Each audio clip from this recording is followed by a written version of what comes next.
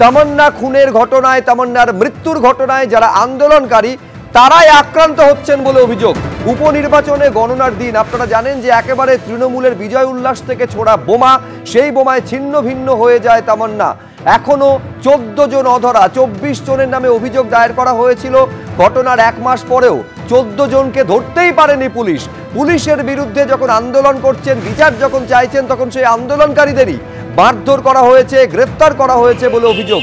গভীর রাতে পাঁচিল টপকে বাড়িতে ঢুকে আন্দোলনকারীদের এইভাবে মারধর এবং গ্রেফতার করা হয়েছে। তাতে এক নাবালিকা, 4 মহিলা সহ 9 জন আহত হয়েছেন বলে অভিযোগ।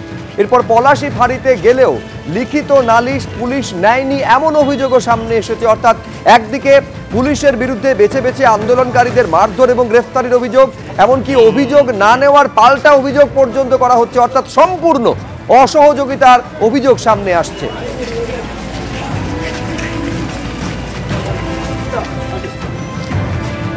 আর এরপর পুলিশ সুপারের অফিসে পৌঁছন তামান্নার মা সাবিনা ইয়াসমিন। সেখানে গিয়ে কি অভিযোগ করেছেন দেখাবো। আমি তো এসপি কে বলেছিলাম সেই পুলিশও মেরে দিতে পারে, পুলিশের উপরেও তো আমার ভরসা উঠে যাচ্ছে। আমার বাড়িতে পুলিশ থাকছে, সিভিক এনে রাখছে, সে তারাও তো আমাকে কোন সময় মেরে দিতে পারে। আমি যাদের উপরে বিশ্বাস করে থাকবো তারাই মেরে দেবে, ওনারাই আসল ক্রিমিনাল। পলাশী আরোপের পুলিশরাই হচ্ছে একটা কি বলবো টিএমসির, ওরাই একটা টিএমসির জঘন্য। বিনা দোষে 2 জনকে নিয়েছে, বলছে ওদেরকেই করা হবে। ওরা সাংবাদিকের সামনে বলেছে যে তামান্নাকে মেরেছে, দেখেছে, ওরা মারবে, ওরা মেরেছে দেখেছে, ওই জন্য ওদেরকে মারবে, ওই জন্য ওদেরকে হুমকি দেবে। একটা কেস রেজিস্টার হয়েছে কালীগঞ্জ থানা আন্ডারে 26 June 2025 with respect to one incident. 23 তারিখে একটা ঘটনা ঘটে যার আন্ডারে একটা লোকের একজন হার্ট করে থ্রু শার্প কাট ওয়েপন। তো ও কেসে কিছু পুলিশ লিড পায়, ও জনকে অ্যারেস্ট করতে পুলিশ যায়। তখন পুলিশকে কিছু অল্টারেশন হয় লোকের अगेंस्टे। এটা ইন্ডিপেন্ডেন্ট ঘটনা। ডিউরিং দ্যাট অল্টারেশন পুলিশ 1-2 জনকে অ্যারেস্ট করে।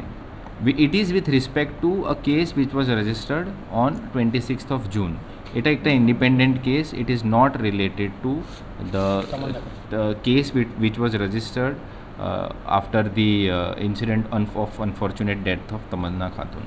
উপরাষ্ট্রপতি পদে জগদীপ ধনকরের ইস্তফা নিয়ে কিন্তু ইতিমধ্যেই রাজনৈতিক মহলে নানা জল্পনা শুরু হয়েছে। আপনারা জানেন যে গতকালই আমরা দেখেছি তৃণমূল সাংসদ কল্যাণ বন্দ্যোপাধ্যায় তিনি বলেছিলেন যে স্বাস্থ্যের কারণে ইস্তফা দিয়েছেন জগদীপ ধনকর, কিন্তু অন্যদিকে আজকে তিনি বলছেন যে তাকে পদত্যাগ করতে বাধ্য করা হয়েছে।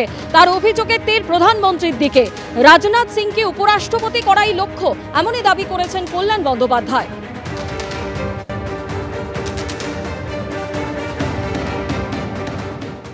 বিভিন্ন জায়গা থেকে যে সমস্ত খবর পাওয়া যাচ্ছে যে জগদীপ ধনকর কে ওয়াজ ফোর্স টু রিজাইন, বিভিন্ন জায়গা থেকে আসছে খবরগুলো। এটা তো একদম তো পরশুদিন রাত্রি পর্যন্ত তখন তো সবাই দিয়ে জানতাম না। আমি তো তখন বলেছি I am taking it on face value.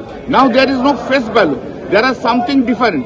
Even Narendra Modi force করেছে ওকে রিজাইন করার জন্য, এমনকি থ্রেটও দেওয়া হয়েছে যদি রিজাইন না করে রাত্রি 9টার মধ্যে সেদিন, তাহলে ওনার কাছে ইমপিচমেন্ট নোটিশ দেওয়া হবে। 50 জন বিজেপি রাজ্যসভার সদস্য কি করে সই করলো রাজনাথ সিং এর ঘরে গিয়ে? কেন হলো হঠাৎ? আসলে নরেন্দ্র মোদী চায় না কোনো মানুষ সংবিধান পোস্টে বসে সাংবিধানিক দায়িত্ব পালন করুক, নিজের মতো করে ইন্ডিপেন্ডেন্টলি দায়িত্ব পালন করুক। উনি চান যে যারা সাংবিধানিক পোস্টে রয়েছেন তারা যে কোনোভাবে হোক ওনার কথা শুনে চলতে হবে, সংবিধান মানার দরকার নেই। শুনছি তাই যে রাজনাথ সিংকে সাইডলাইন করে রাজনাথ সিংকে ভাইস প্রেসিডেন্ট করবে, কারণ উনি তো সামনে পিছনে কাউকে রাখতে চান না, যাতে কোনো শক্তিশালী লোক যেন ওনার সামনে পিছনে না থাকে, তাকে চাট করে সরিয়ে দেবে। আর কল্যাণ বন্দ্যোপাধ্যায়ের আজকের এই মন্তব্যের পর বিজেপির রাজ্যসভার সাংসদ শ্রমিক ভট্টাচার্য তিনি প্রশ্ন তুলছেন যে ধমক খেয়ে কি অবস্থান বদল করলেন কল্যাণ বন্দ্যোপাধ্যায়? কল্যাণ বন্দ্যোপাধ্যায় গতকাল তো অন্য কথা বলেছিলেন। তিনি বলেছিলেন শারীরিক কারণে জগদীপ ধনকর পদত্যাগ করেছেন, তারপরে হয়তো ওনাকে বকে দেওয়া হয়েছে। মুখ্যমন্ত্রী ধমক খেয়ে আজকে অবস্থান বদল করে নিয়েছেন। জগদীপ ধনকরের সঙ্গে তৃণমূলের কি সম্পর্ক প্রত্যেকের জানা। জগদীপ ধনকর যখন রাজ্যপাল ছিলেন তখন কি করেছিলেন সেটাও মানুষ জানেন।